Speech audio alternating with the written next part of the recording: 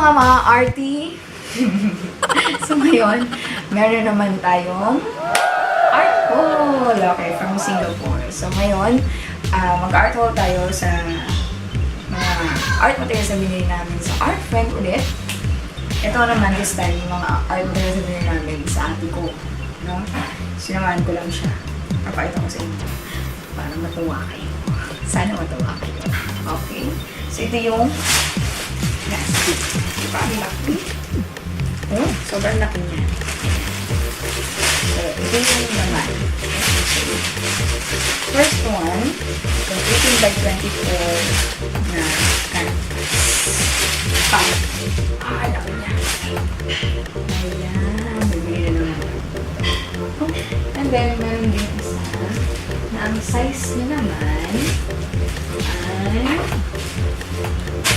12 by 16. Phoenix. Ano ba? Phoenix yung brand niya. 12 by 16. And then, of course, ano ang tawag ito? Palette. Kalimutan ko na. Basta yun na yun. Yan. Tapos, paints. Yan. Kasi ito lagi itong ginagamit. White and yellow. So, Liquitex din yung brand.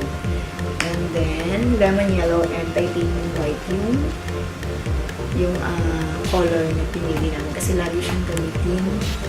Kaya madaling maubos. Diba? Kasi good. Lemon yellow. Ayan. Basics. Tapos mga so many brushes. Napaypa ko sa inyo mamaya ng unboxing ito.